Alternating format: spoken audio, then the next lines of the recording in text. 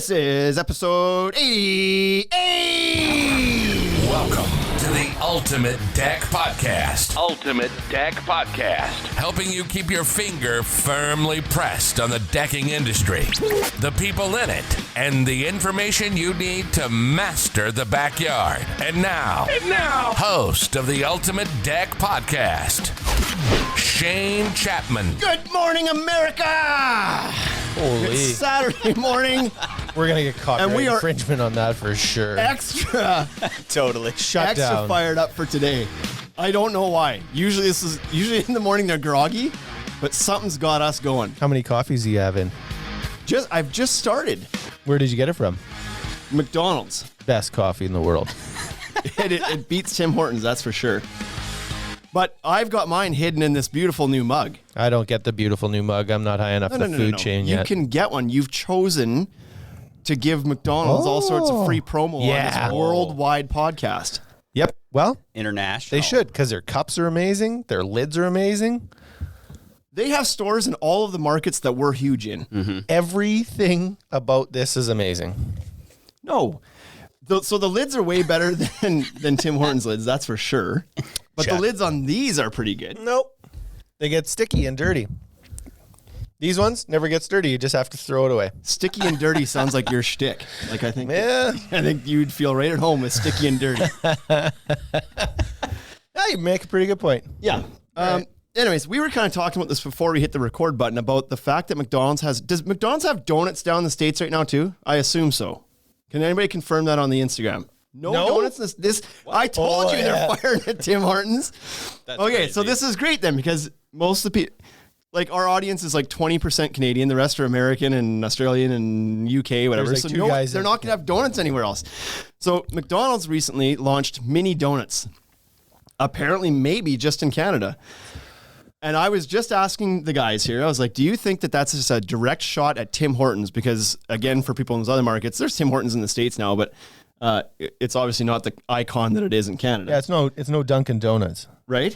And so Tim Hortons has been pushing towards the fast food thing, getting away from coffee and donuts, not away from, but like adding in the fast food component. And a while back, last summer, they launched hamburgers. Mm-hmm. And like they were bloody awful. They were not good hamburgers at all.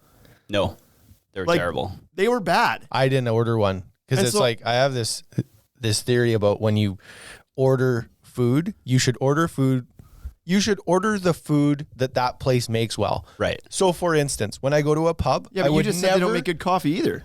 Who? Tim's. No, their coffee's great. Their cups are trash. Oh, I see. Their coffee's not good. It's good enough. But the point is, like, you don't go to a pub, you don't go to like a place where you order beers and wings and get a tuna, like a ahi tuna salad, right? You just don't do that because that's not what they do. So Tim Hortons does not make hamburgers. I never ordered one. Right. Because it was like, no, these guys do coffee and donuts. That's what they do. And they do it well. And so that's what I'll order. But I'm a sucker for new things. I see that come up in the menu. It's like, I got to try it. Oh, yeah. I'm sure it's not going to be as good as a burger joint, but I got to try it. So I tried it. And it wasn't. It was not as good as Fuddruckers burgers, right? Fuddruckers are the world's best burgers. Fuddruckers is pretty good burgers. So, but anyway, now all of a sudden, so Tim's keeps pushing. They keep pushing. They're like, oh, we're gonna have wraps, and we're gonna have burgers and sandwiches and all this stuff. And now McDonald's this month or last month, Yeah. donuts. And I feel like this is a direct shot at Tim Hortons to be like, back off, stay in your lane. Yeah. And now the fact that they don't have them in the States at the McDonald's, I think almost proves my point. I think they only have like apple pies and chocolate chip cookies. Yeah. And that's it. So have you tried the donuts? No, I haven't. Are they good? Me neither. Yes, if you totally have. I've had like 6 or 8 of them. Okay. How many did you order? I was actually going to order some And today. you didn't even bring any in. No, I didn't. They didn't make it. So they're mini. They're not big. That's what mini means. Oh, is that? So like, in case you didn't know what the mini part meant, it meant that they're not as big as the other ones. I was confused. But they're pretty good. They're very doughy, but I just can't imagine that this is a permanent staple on the McDonald's menu. If anybody is actually going to make money in this battle, it'll be McDonald's because you don't make money making hamburgers. The overhead You think you don't make money making McDonald's I believe hamburgers? they've made like $100 yeah. No. billion dollars. Did you making not watch just this hamburgers. show? Oh, what? They make Come their money on. on the real estate. Oh, McMillions? Oh Is yeah, that what but it they're is? making money selling burgers. Oh, not that one. Yeah. No. The 99-cent yeah, I know what cheeseburger you're is talking not about. profitable. Of course not. It's just like their Costco in the loss States. Costco in the States. chickens. does chickens. They're yeah. crushing you on the Big like Mac though $4 that you buy for $5, and it's 3 buns and like Anyways. a piece of beef so thin the cow All I'm it'll saying come is off that- his ass. Between Tim Hortons trying to make hamburgers and McDonald's making donuts, McDonald's going to be further ahead on that. Oh, yeah. McDonald's will be profitable. Well, Tim's already bailed on the burgers. yeah, as they should have because they were Tim's is owned by Not great. Burger King, right? Tim's is that owned what by the deal? Restaurant Brands, which is like a Brazilian company now. It's the furthest thing from Canadian. Mind you, didn't they do an IPO and they're like partially publicly owned again now? Oh yeah, Yeah, probably the yeah. teachers union. They own everything. Just AZEC. Just a. And full circle. Yeah, let's there it is. go. Oh yeah, Back to right. Dex. Deck podcast, right. Simcoe comments in there on the messages was like, "I'll be back in a half hour when you actually start talking about steel framing. See you later." Okay, well that's our rant for the day. Getting the McDonald's. I don't even know what the hell started that. Oh, you refused to use one of our mugs. That's what started it. Yeah. And he said, "Well, how are we going to get a McDonald's sponsorship?" And I was like, "We won't if you keep giving it away for free," which he's doing right now. We'll just put those stickers on Come every on. cup. What stickers? Oh, the ultimate Shane Dex Shot stickers. Yeah. Yeah. Okay, well, we got something special lined up for you today, Bryce. Are you ready? Mm-hmm. Okay, here we go. Just so you know, Mom, I'm working on something very, very big, very important. You're going to be very proud. It's the worldly news. There it is. It's the worldly news. It's become a. We need I'll a tell you little what, more music in in that one. spite I of think. but in spite of Simcoe Dex, like jarring at us here, like this segment's way better than Simcoe News ever was. Simcoe News was like, it was a funny. The fact I that won't the take that personally. The fact, the fact that the segment existed was funny. Like why it existed was funny. That was funny. But it's like the news every week is like 7 new coronavirus cases, and they're charging people to walk in the park. Right, it wasn't like exactly. fun content. It was funny to just watch funny. Wade go through his phone for 15 minutes trying Yeah. to figure it out. Try to find anything new that happened in Simcoe. It's like, there's a bunch of birds of prey here now. It's like, wow. Shit's exciting. I'm moving to Simcoe. Okay. Here we go. First news story of the day. He's asking where the Simcoe Dex mug is. That's a good point. You have that mug. I use it. It's in my golf bag. I use it for water. It doesn't get used a lot. There you Okay. go. So there is a. Shut up. oh, okay. There's a panther on the loose clinging to a park bench in West Sussex, UK. Everybody thought it was a apex predator. Turned out to be a stuffed toy. Okay.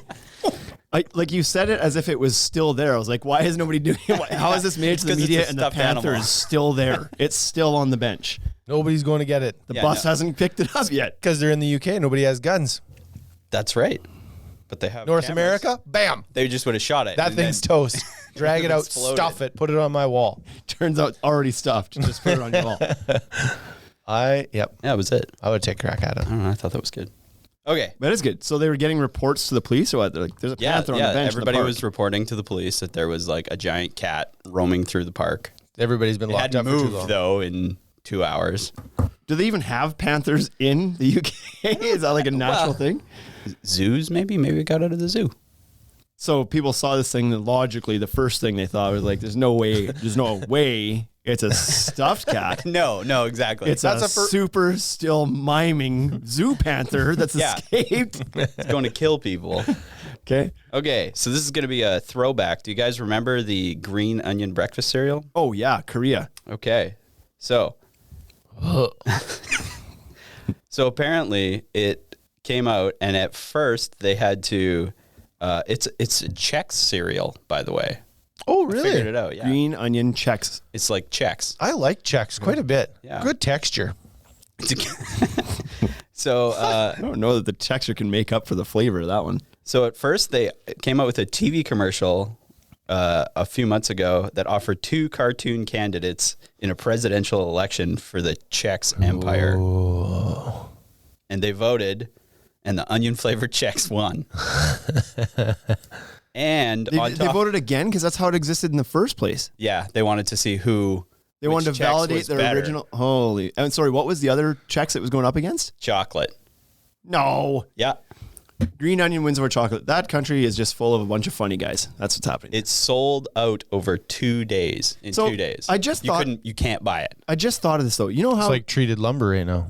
around holiday times, whatever, people make like, I don't know, whatever you want to call it, like nuts and bolts or whatever. Yeah, that would be dope Right? I just thought of why you'd want to eat that all the time. right there.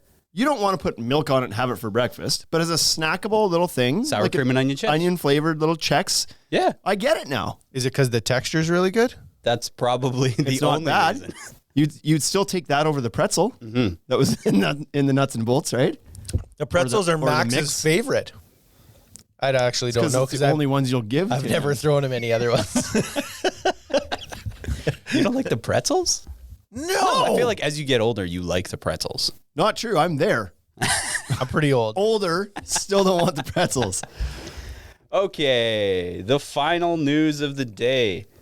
Scott's like, thank God. Do you remember? battery's low on my Do you remember iPad. us talking about? He's the, like dozing off. News, like the baseball games with nobody at them. Yeah. I saw a that picture of this. started. So in Japan, It's always like that. they decided to put dancing robots in the stand. Oh, they always do it better though, right? Right? Of course, theirs would be animatronic. Yeah, they had over 20 dancing robots during the team's song on the podium in an otherwise empty stand. Highest attendance of the year. Did you see the pictures just recently? They've started playing ball in the States again. No? And so they have like like yesterday. cardboard cutouts of people sitting behind home plate. That's a real thing. That's true. Yeah. Really? You think you couldn't just, Yeah, they didn't try. animate some people? Nope. And you know what else? No, they but I think didn't it's try? for the pictures. Yeah, but why cardboard? And it's almost like they're just having, I don't know, they didn't die cut them like right around the actual picture. They couldn't afford it. There's like a white trim around a lot of them, but not evenly. And like some of the people in the pictures are not looking, they're like looking away. It's so weird. But then other parks, they just have nothing. Maybe they just took a picture, like a nobody still there. picture of the crowd, and then cut out the people and stuffed them in the chairs they were in. individually, yeah. Why? This guy was in this chair. This guy was in this chair. This guy obviously dropped his hot dog. He's looking down there, Yeah. so we'll put that in for real. I think they should really do the video game crowd like we were talking Oh, about. And I'm surprised Where why everyone's they, like, woo! right? Completely pixelated Yeah. and stuff. Oh, yeah. How do they not just do something like that? Anyways, the cardboard cutouts, they were what they were. And then I saw, what's the Phillies mascot? The Philly, what's his name? Oh, the yeah. green dude? Yeah. Oh, come on. Scott helps out here.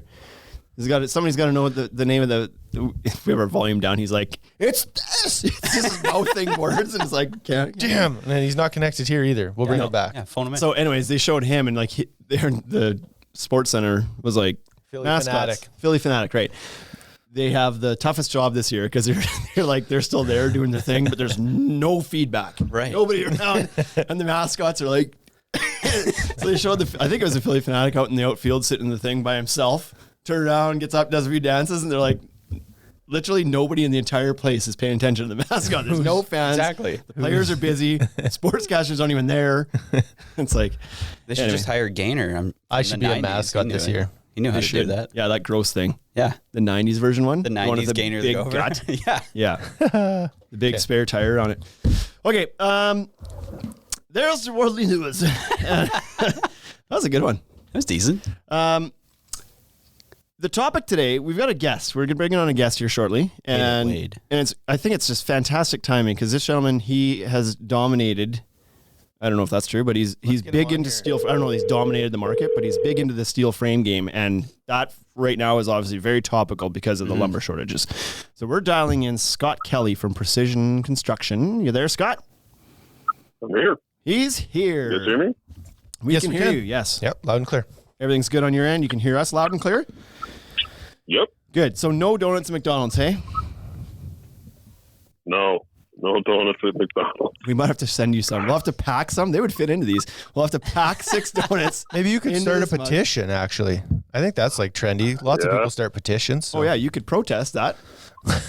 For McDonald's Could. donuts. Scott, Last thing I need to be doing is eating donuts. Yeah. yeah. I was like, I guilt stopped myself this morning. It's like I rolled up to McDonald's. It's like, yes, you need breakfast and a coffee. You could have had that at home. You chose not to. what you should do is just get a bacon and egger and a hash brown and a coffee and then roll. Don't look at the rest of the menu. Don't do it. Because sometimes I'll roll in there and be like, I'm not going to get the hash brown. I'm just going to get the bacon and egger. That's my restraint. And then they're like, did you want to add the hash brown? That's where my restraint goes out there. It's like, oh, they asked. So now I don't want to be rude. Yeah. Yeah, I'll have, make it 2. Right? And I end up with 2 hash browns. And it's like, oh yeah, and throw some of those mini donuts in there. So just a train wreck. And then I've got 15-minute drive. I hope they don't ask. Please don't ask. Please don't ask. Please don't ask. Please don't ask. Yeah, that was yesterday's story. It's like, don't ask. Want to make it a meal? Yeah, I do. I do. I did the whole time. I did. I was shy. So. Anyway, Scott, you own Precision Construction. You guys are in Denver, Colorado, correct? Golden, but yeah. Golden, Colorado. Oh, yeah. Okay. Sorry, I was stuck in the McDonald's drive-thru instead of doing my research this morning, so I was just making a few assumptions. It's all good. Yeah, so let us know a little bit about yourself. I'm most familiar with you because I'm in these Facebook groups is kind of mostly where I'm interacting with you, but you're on Instagram as well. But tell us a bit about yourself personally, who you are, where you're from, family life, all that kind of good stuff. So I'm Colorado native, which it's pretty rare. We got all the, transplants from Texas and or Saskatchewan, as we just talked about. Yeah. So you guys got to get down here for some golf. Yeah. But grew up in Colorado. Was always a building kind of kid. Did the Legos with my dad and all that stuff.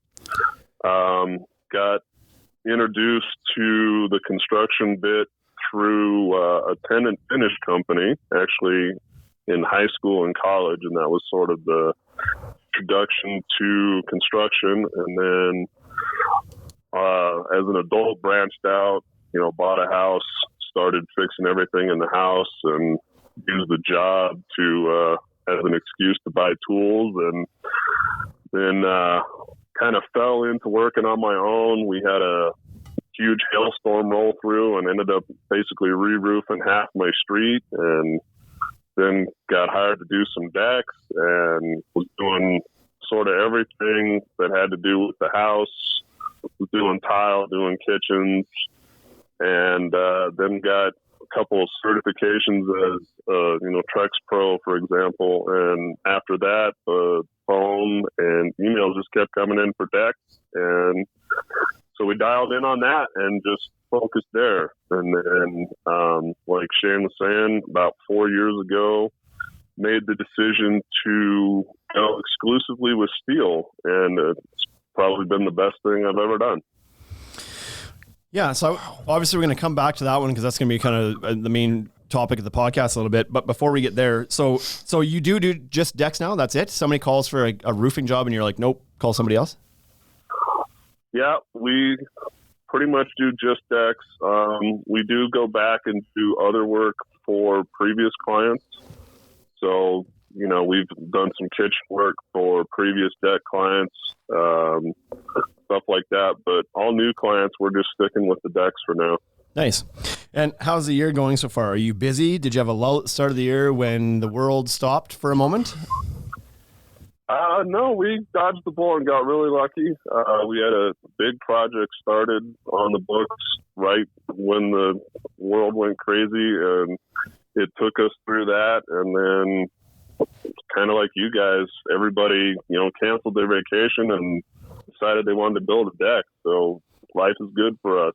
Good. Awesome. So now you've gone from, well, maybe you never had the initial scare, but is this kind of one of your busiest years ever now? Has it turned into that? It's going to be up there for sure. Good. If not the busiest, it's going to be real close. Yeah. Awesome. That's so good to hear because I know up here there was a lull for sure, but thankfully it kind of happened at the tail end of winter. Like it was in March when it kind of first happened, and not many people are building decks up here in March anyway. So right. Everything did pause, but it just meant that the season started a little bit later. Then the sun came out. Then people got used to the word pandemic. And then they're like, nope, I'm home, time to build. And so we went from like 0 to 100 in like literally a Monday. It was like nothing sold on Friday. Monday showed up and it hasn't slowed down since. So it's been really good now. Now, how long have you been in the game? You said about, was it? Did you say 4 years ago you kind of started focusing on decks? Is that So the company's 15 years old now. okay? And then the steel framing has been an exclusive thing for the last 4 years. That's what it was. Yeah. But you've been doing exclusively decks for longer than that? Like you were doing wood frame decks for quite a while before? Yeah. The company's 15 years old. Last probably 7 or 8 was mostly decks. Nice. And then the big shift to steel was in the last 4. Okay. So I wanted to talk to you about window installation today then for a while. We'll just get that out of the way. Yeah. Like, great, you build decks. Yeah. So does everybody else in the podcast. It's whatever. Right. Yeah. What are you running for crew size? You guys kind of a one crew operation or do you have a bunch of crews out there? Just one crew. I run with me and 2 guys. Both of them been with me for about 3 years now. Nice. That's good. So, and that's like, that's where you want to be. It's like you found kind of your perfect crew size, your volume of work that you want to be doing. I'm thinking about maybe getting a little bit bigger, but not. I don't really have any grand designs on running a bunch of crews. Right. I find a lot of joy and purpose in actually being the guy that interacts with the clients. I think it's kind of helped me be successful to be the guy that shows up to do the estimate, and then I show up to do the building and everything else. So it's not, we're not parading a bunch of different people in front of the homeowners. Right. I should send you some of our customers. You'd be less happy to visit with customers. Well, I got to admit, we've been really, really fortunate in the clientele that we've managed to land. So. That's awesome. It's a bit of a tricky year on the supply side, being the logistic nightmares that are hitting us from every angle. So some customers are super understanding and some aren't. I got lit up. Right? I got lit up yesterday a couple of times. So It is what it is. Yeah. Now, just if anybody's following along that wants to follow you guys, at Precision Construction is your Instagram handle, but the E is a 3. Was the other one taken or how'd that happen? Yeah, the other one's taken. Yes, There's don't follow that big, jerk. Yeah. Right? It's a big commercial outfit on the East Coast. Sounds boring. They kind of beat me to the punch. right. And you didn't offer to buy the name for tens of thousands of dollars or something? Right? Yeah. You should No, I have. was spending it all on coffee. Well, if you'd stop running over them, the budget could be cut in half. Right? To buy a new track saw. I listen to this podcast. Now I got to get a track saw. I can't buy this handle that I want. Yeah, that was a nice $700 drop, thanks to Shane. Hey. What brand did you get? Hey, I got the DeWalt just because that's the battery platform that I'm running on. Tag them. They owe me 10% of that sale. DeWalt. Yeah. Track saw. $70. Yeah. I'll wait for my check. That'll happen. I understand there's delays on the postage side these days, but hasn't shown up yet. Yeah, but great tools, right? That's all of a sudden become our hook and like a joke we keep coming back to is how insistent we are on people to buy track saws, but they're good. They're really good tool. I mean, you were totally spot on with that thing. Right? First time we use it is like, why did we wait so long to buy this thing? Yeah, exactly. That's what everybody says before they get one. They're like, who can't cut a straight line? Then they get one. They're like, that's pretty slick. I should have got one of those sooner. Yeah. Yeah. So as we just talked about, there's a shortage. There's issues logistically with not only lumber, with a lot of different things. We're having trouble. Like, I don't want to complain a whole bunch because I feel like as much as there's been some struggles, have been probably on the better side of this than a lot of places. On the lumber issue. On the lumber for sure. On the lumber side of things, our game has been okay. Yeah. So, but even from as far as the composite decking, like there's Trex shortages taken for longer lead times at least, right? From Trex, from TimberTech, from Fibron, from everybody, decorators, etc. Everybody's kind of facing these shortages, but not anywhere near what the lumber industry was facing. And the reason for that, at least to my understanding, primarily was world shutdown, pandemic, mills got closed. This is when they finally did come back, it was at like half capacity. The treatment plants were sitting with no lumber. They were closed too. This all kind of shut down and nobody was super worried about it because nobody in the world was moving. It was like the lumber wasn't being made. Yeah, that's fine. Nobody's building anything. Except the DIY market. They're out there Except- crushing decks. Well, they weren't like, now they are, right? Yeah. It paused in March. Then April, May came around, and all of a sudden everybody's like, yeah, pandemic, whatever. It's here to stay. I guess I'll just go back to my life. And I'm at home and I need a deck and I need a fence and I need to paint my house and everything else. And all of a sudden, boom, the industry gets nailed with like a 50% increase over a normal year for demand. Yep. Instead of With a being, 50% reduction in production. right, which was halted to nothing. So it was like a double whammy of like, we weren't making anything. And even if we were, we couldn't have made enough for what just happened here, but we weren't. Yep. And so double whammy, like we're way short now. And so everything that gets cut immediately planed and immediately into treatment and immediately in a truck and immediately to the distributor and immediately sold. Like it doesn't sit at any one stage for more than 7 seconds. Yeah. I think we should actually take a look at some decks in 5 or 6 years from now and see how bad they really look. It won't take that long. Because that lumber is going to be so bad. It's just like fresh lumber, not treated properly. Right. You know what I mean? There's leaves still on them. It's like you can get the brown leaf stuff or the green leaf stuff. They didn't debark all of the boards. Yeah, not fast enough. Yeah. I think we're going to go with like log framing on decks now, actually. Just like, why waste time cutting them? So anyways, the result of this shortage has been like frustration. People can't get the lumber they need to do the building. And you can hint or try to guess why prices are going up. Shortage of supply, massive demand, prices going up because somebody's like, well, we're working too hard to not be making money. So prices are shooting up on lumber as well. At the same time, prices on steel framing over the last couple of years have started to come down. And so now we're getting closer and closer. And guys like Scott, who made the switch to steel a few years ago, are laughing because like the guys that cut down steel trees are still cruising. They're still cutting down steel trees like you've never seen before.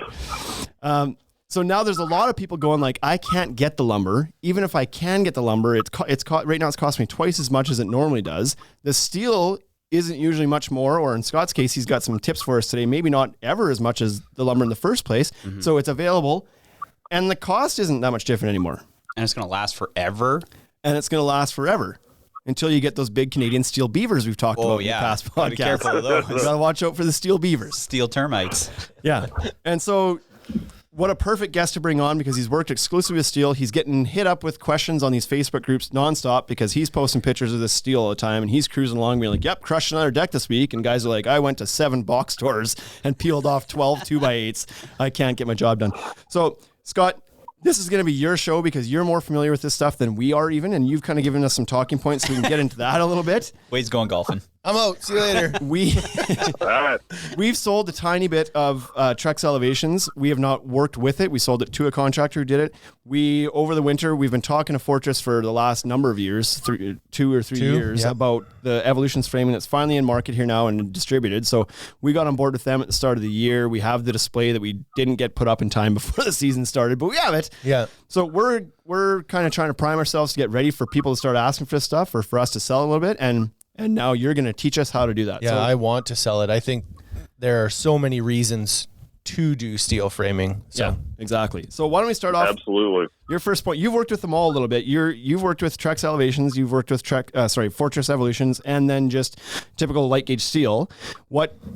Give us the give us the down low on those 3 options. And I don't know what to ask, but you tell me what you need to tell me about that. Okay. So I did the Elevations first. Did a couple of projects with that. Did a real big one up in Boulder here. It was about 1,500 square feet. So that was, kind of got to really feel out how the Elevations was going to work out and perform. I love those 2-day jobs. Those 2-day jobs where you can just go in, knock it out, right? I'm going to just experiment with this. How much? 1,500 square feet. Yeah, sure. Okay, I was thinking more like 200, but fine. Yeah, that job was actually probably one of the most miserable jobs we ever did. I managed to schedule that one in winter time up in a canyon on the north-facing house And yeah, we had a couple of days where we spent the first like hour and a half taking a scraper and scraping the ice out of the grooves so that we could put the hidden fasteners in the boards. It was a good time. Yeah. I would have used a torch, I think. What did he right? do? Right? Yeah. There you go. So yeah, that was sort of the Trex thing. Was pretty happy with it. My biggest knock on the Trex was the gauge of the steel. So the Elevations is an 18 gauge, and it just didn't have some of the spans that I wanted to get out of it. It's fantastic stuff for if you're going 15 feet, 14 feet, maybe 16, something like that. But it just didn't have it didn't have the reach that we wanted for some of the bigger jobs that we ended up getting. And the powder coating on it tends to not be that fantastic. It seems like it's really easily damaged. So, and just like it's showing up kind of scratched, or it chips off while you're working with it, or what? Yeah, it comes. It's it's inevitable that you're going to get some damage. You guys know there's forklifts and there's strapping and there's everything else involved. So there's some product damage that's going to happen. Yeah, not here. But, not yesterday. Oh, boy. Not 3 lifts of Fibron on the ground yesterday off a semi. That didn't happen. That's right. I didn't run over a coffee mug either. So it's all good. Yeah. I would think I would have taken the coffee mug. There's no chance that the damage of your coffee mug was the same. Yeah. Right? Ew. I bet I didn't pay nearly as much for that mug. You guys probably paid a little bit more for that Fibron than I paid for that coffee mug. It'll be the gift that keeps giving. Like, we'll just continue to find scratch boards for the next few months out of that, probably. But right. Yeah. So the Trex, though, it's honestly, and other guys, there's a guy out on a Newcastle build that does a ton of elevations, and we've talked. The powder coating on it is just, man, you look at it sideways and it scratches. Interesting. And it's that real, it's Trex, so it's this super unique color, and you got to buy their special touch-up paint that costs you $15 for a tiny little can, and it's kind of frustrating as a builder when you can't. You got to get dialed into something that's specialized. It's so frustrating because it's not like you don't want that stuff to show up scratched. You want the finished product to look good. So it's like, listen, I've invested the money in the steel framing. I've bought your expensive steel framing. So at least sell me the touch-up kit cheap, because I can't get it anywhere else. And it's like the other option is I don't touch this up, and and then my customer tells all of their friends, oh yeah, the Trex framing scratch is super easy because you don't want to fix it. You know what I mean? It's just like, and rusting. Yeah, you've got got me on the hook. Get that, so give me the touch up. You get the joist with the big scratch, and then that brown has that nice rust streak through it because you didn't want to do the touch up work. I feel like our negotiations with Trex on a sponsorship for this podcast are taking a massive hit right now. Huge hit. It's unlikely. It's unlikely we're going to get it on this one. This is not the one to show them. But I don't know. My Trex rep is unfriending me as we speak. Yeah. Yeah, that's right. I just think that it's really, Shane and I talk about this all the time with this podcast. The reason we don't take sponsorships is because if we did, I'd be here defending that like crazy. And it's like, that's not why we started this thing. But I want to hear the truth. I want to know what's wrong with it. Exactly. Everybody listening wants to know what the actual advantages are between these two brands. The other thing is, sorry, this is getting a little bit off topic, but while we're on the topic of Trex, I think it was Adam Darova in these groups too that said he's big onto the Deckers bandwagon right now, and he's nothing. He doesn't want to touch Trex at all, and he's been vocal about it, and people were dude, Trex is watching, whatever, right? Yeah. And he's like, listen.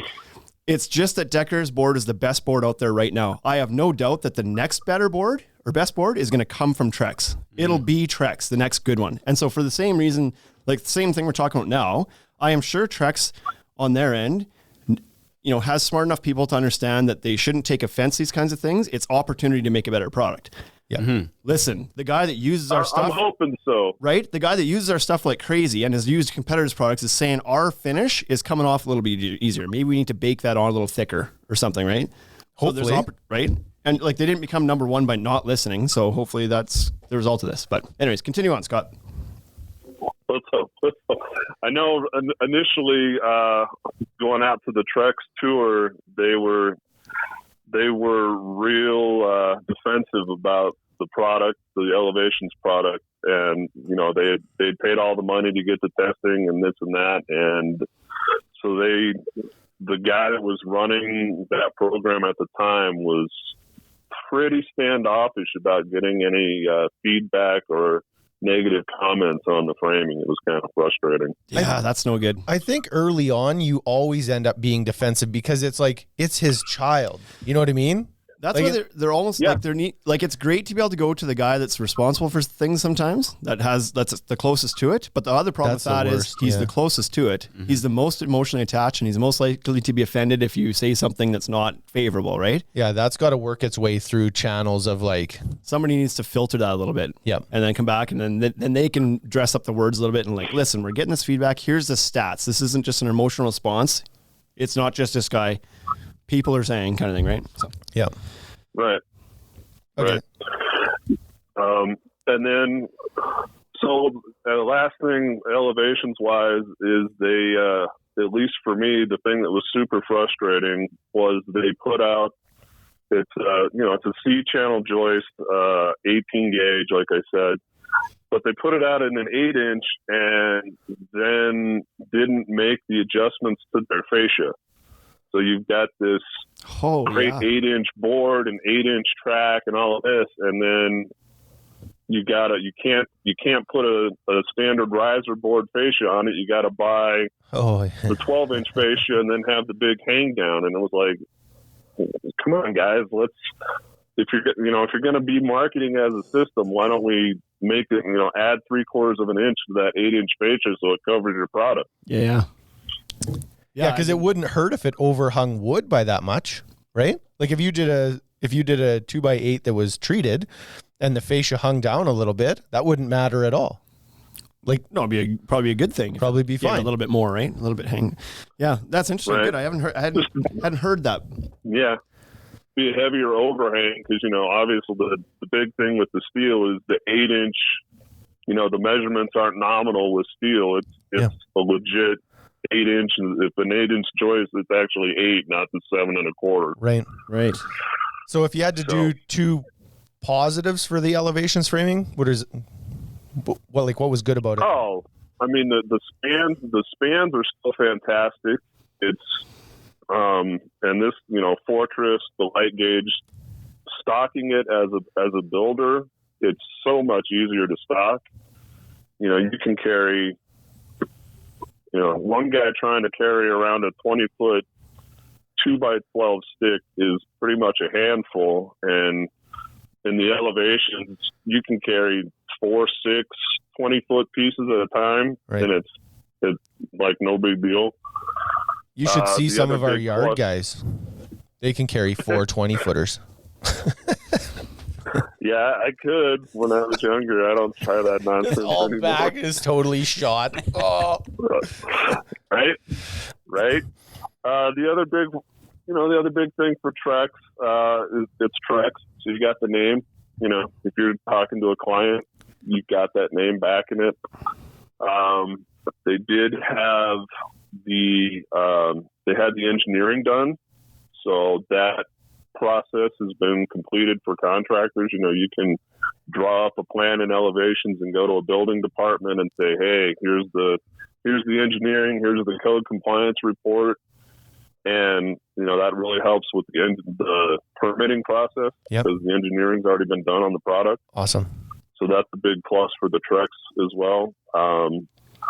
Fortress, I know when they first hit market, we're struggling with that, but I talked to those guys and made sure before we got on together, and Fortress got their ducks in a row on that too now. So they've got their engineering and they've got their code compliance stamps too. So that's a big plus for both systems, actually. Yeah, they had told us last time we talked to anybody about that, they had said that they had, I think it was 2 engineers in Canada, one in Calgary, one in Toronto, that they would actually send every job to those engineers to stamp off on like site-specific plans. Not just general engineering, like, yes, it can span this. Like, they actually would send, like, here's the cut list and here's how the shape and size of the deck, the blueprints essentially, and they would stamp those plans. I don't know So if that's how that ended up I feel like happening, they or- were doing that in Canada because a lot of our engineering needs to be site specific. Like, if you do a set of piles, we can't say that a helical screw pile is just good. It has to be right on there, the address that it's going in, and then it has to be stamped for that address. And so, Yeah, the helical piles we use are same thing. The helical piles are job specific, but they will take most of the building departments out here now will take the code compliance stamp, and that was, I know with Elevations, that was the big problem when they first came to market here, is that they had the engineering done, but the firm that did the engineering was out of Florida. And so the Colorado departments were like, well, that's a Florida engineer, we're not going to take it. right. So now that they've actually invested the money with Intertech and got that code compliance form, that took that hurdle out of the way for the building departments as far as getting the permits for the Elevations stuff. Perfect. Good. Okay, so what else about those are some great tips and pros and cons for the Trex line. Now, what do you pitch all these options to the customer, or do you decide which one you're going to use based on the job? Pretty much everything is job specific. In all honesty, that's how we end up with the light gauge steel most of the time. Is we have gotten projects and clients that candidly are asking for stuff that the Fortress steel and the Trex steel just isn't capable of doing. Right. Okay. So tell us a little bit more about the Fortress Evolutions then. Kind of do that same breakdown you did for the Trex Elevations and give that to us, the pros and cons of Evolutions as well. Okay. So Evolutions, I'm kind of biased on. 3 years ago, somewhere in there, actually before they went to market, Kevin Burt, who was the product engineer or product development manager for Evolutions, those guys actually flew me down to Garland for a couple of days, and I got to do a consult with all of them before they brought Evolutions to market. So that was pretty cool. That's awesome. Awesome, yeah. I mean, I think that's one of their big pluses is that, you know, they actually went out to guys that were building and said, hey, what are your thoughts on this? What can we do? I think that gave them a little bit of a leg up on Trex, even though they don't have the brand name recognition backing that product. Yep. It's way easier to be the second guy in, right? Like Trex came to market with what they knew at the time, and it's easy to sit back and be like, and have years of feedback from people who've used Trex and then be like, let's improve on this a whole bunch. You're not married or emotional to it because you're going after the other guy. You're not tied to the idea of it. So it's like, then they bring so fantastic. Not surprised that's how that went, but that's great that they got that kind of feedback. Yeah. So I think one of the biggest pluses that the Fortress system has for it is that it is actually designed to function as a system. You know, they spent the time, they spent the money, they spent the research dollars to make all the different components so that, you know, a builder, a homeowner, somebody who's trying to get into steel, it's a much friendlier transition for them. You know, one of the big examples of that would be that they have their ledger system that's pre-designed for 12 or 16 inch on center. Right. I know that when we saw that, I was just like, yep, that makes perfect sense. Why wouldn't you do that? You could just punch the back out and it works. Like it's so slick. Yeah. Yeah. And I think that's, you know, I've talked to a bunch of guys about that where there obviously a lot of guys are concerned about the cost difference, and understandably so, especially like Shane was saying a year ago, 2 years ago, where it was 4 times as much as wood. Man, that's tough for a lot of guys to swallow. Now you're getting a little closer in price point with that Fortress system. Once you do 1 or 2 of them with the way it's designed, with that pre-punched ledger and the blocking is all pre-cut and all that, you get used to it. You can put that up faster. You can put that up faster than a wood frame, even if you've got guys, ramming in nails with a positive placement gun. You're still dealing with hangers and measurements. And that Fortress system, man, you slap that ledger up and you just start dropping joist and go. Awesome. How does the price compare between the two, between Trex and Fortress? Are they similar? They were really close here the last time I checked. I haven't honestly used the Elevations in a while, so I'm not totally dialed in on where that price point is anymore. Okay. The other thing, so the Elevation system, or the Evolution system, sorry, their big thing was that they made a really conscious effort to try and make guys that have been building with wood for 20 years comfortable switching. And that was, honestly, that was a big part of the reason that they did the tube steel versus the C channel, because they wanted guys to be familiar with that shape. Right. It's so funny how that makes such a difference, right? You grab the joist and it's like, well, this looks and feels like a normal wood joist as opposed to being open on one side, which is, it's funny, but yeah. Yeah, no, I mean, honestly, that's a big thing. I know the first steel deck I ever did, I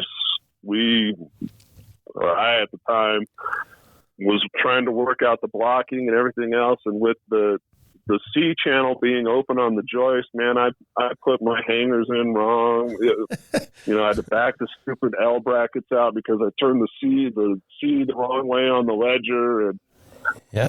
You just, you don't have to deal with that with that Evolution system. Right. And so what you mentioned before that the Trex was 18 gauge and so the spans weren't as long as maybe some other options. What's the story on Evolutions? Unless they changed, I know at the time they had talked about doing a 16 gauge and an 18 gauge. Okay. I believe that they just went straight 16 gauge tube steel now. Okay. So they get quite a bit bigger spans. Yeah, that's like, what do you get, 20 feet out of that? The last time I checked. I think you can get close to that.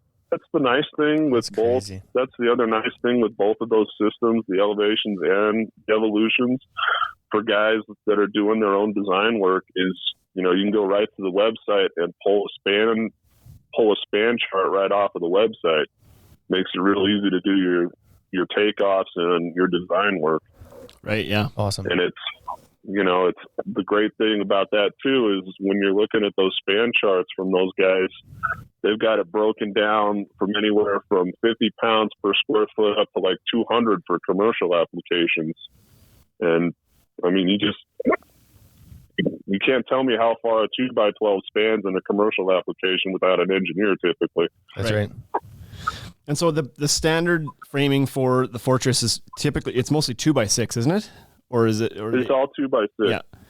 So that solves your riser issue, I guess, right? You can use standard risers on it then. Okay. Yeah, it's definitely more. It's cheaper to put fascia on, with the caveat that the steel screws cost more. Right. Yep. Okay. So any other pros before we tear this thing apart? The black powder coating is nice. It seems like it's a little bit more durable.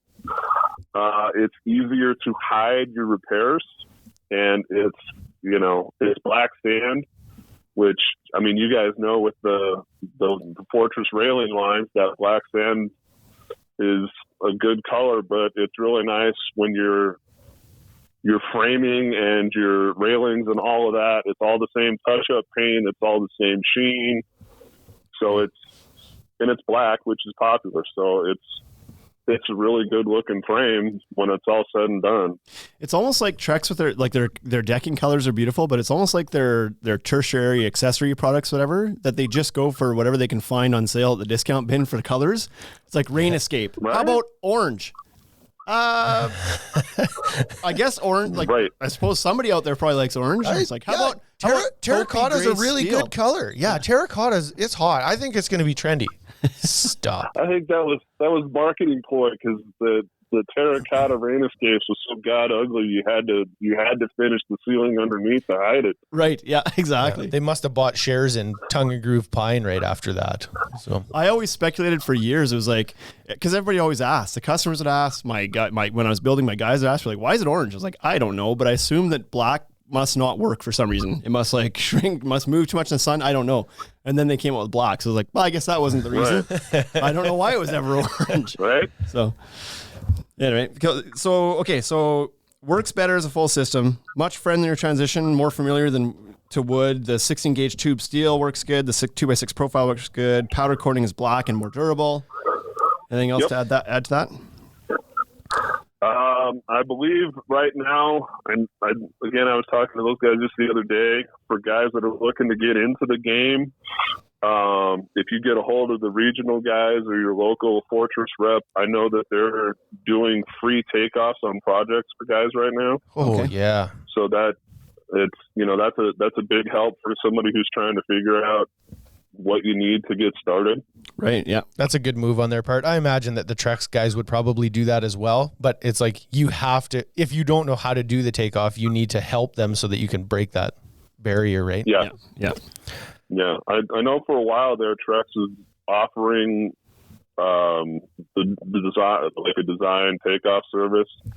But then the last time I looked into it, they had started charging for that. And as of now, Fortress isn't. Right.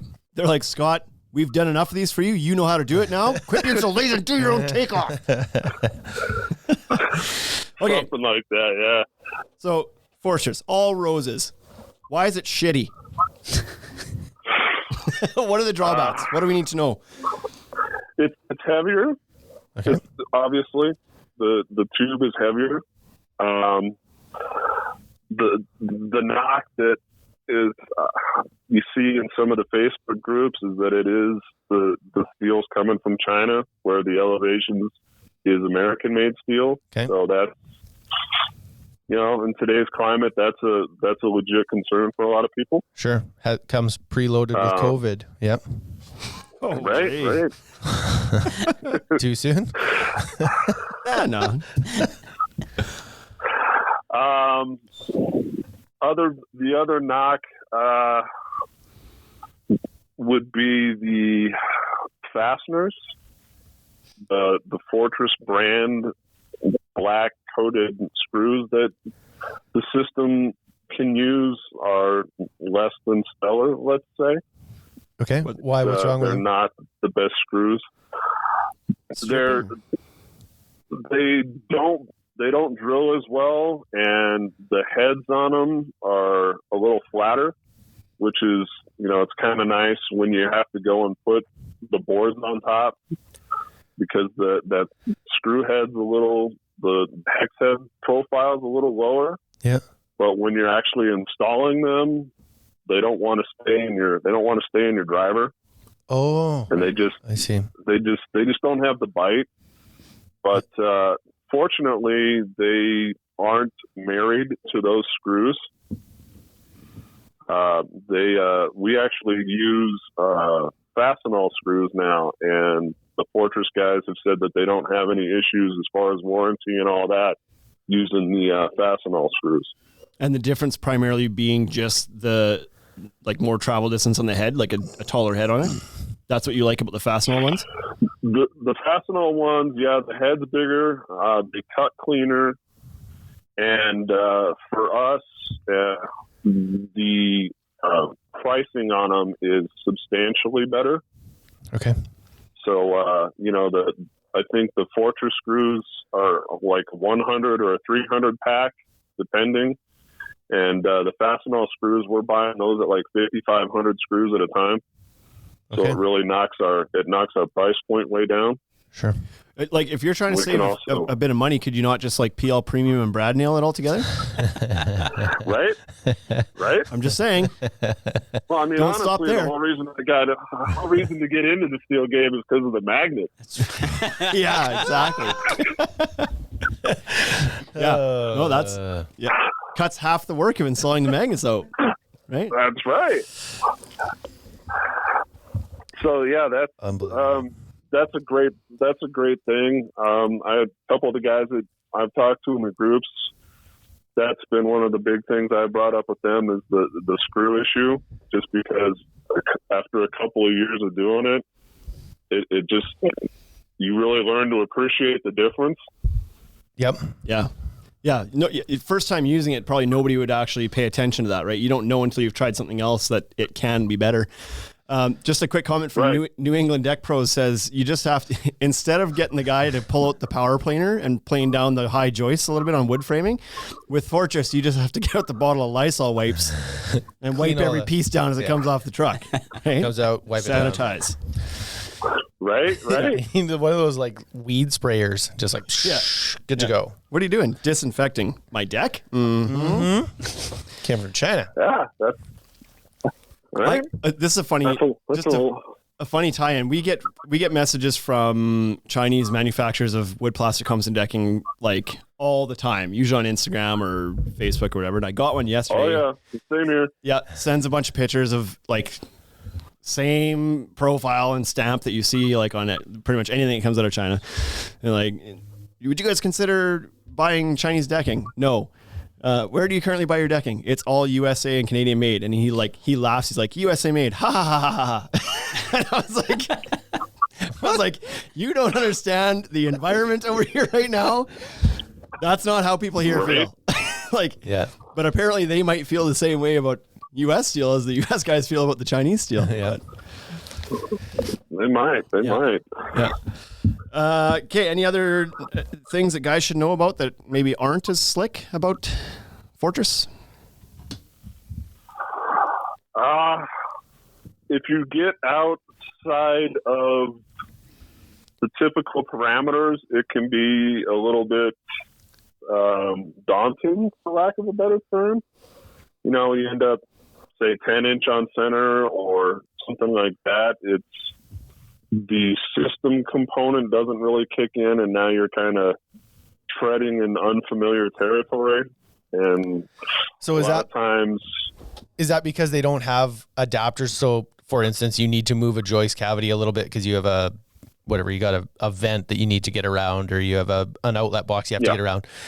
So do they just not have the right adapter to fasten onto the ledger so you can make those adjustments? you can use the L brackets, which is what they have you do. Okay. They just don't have the punch outs for anything other than 12 and 16 on center. So you don't get that slick bracket that pockets through the back side. Right. So And how does that work in it when you do have to move a joist and you're not going to use one of the pre-cut pockets? Because there's a flange that kind of like the cut is basically folded out, is it not? And it slides over top of it, or am I remembering? I think that's how I remember it. So do you just pound those flats? there's the flaps are usually on the outside for the rim, because they make two different rim systems for that system. Oh, I see. The ledger's just got the cutout, and it has a little bracket that you slide in from the back, and then the joist actually pockets onto that bracket. Oh. I 'Cause see. It's got that like 2-inch wide. It's like a profile that stuffs inside the joist. Okay, sorry, I got to cut you off That's here for a actually one second. of the things. Scott, sorry, I'm going to cut you off right here because our time is going to end. We're going to restart the Instagram. We'll get you to join back in, okay? It's going to shut off in 5 seconds, here, so we'll get you to rejoin. You're listening to the Ultimate Deck Podcast with Shane Chapman. Hey everyone, this podcast was a fantastic one, ran a little bit long. So we've broken this into 2 parts. Part 2 with Scott Kelly from Precision Construction is available now.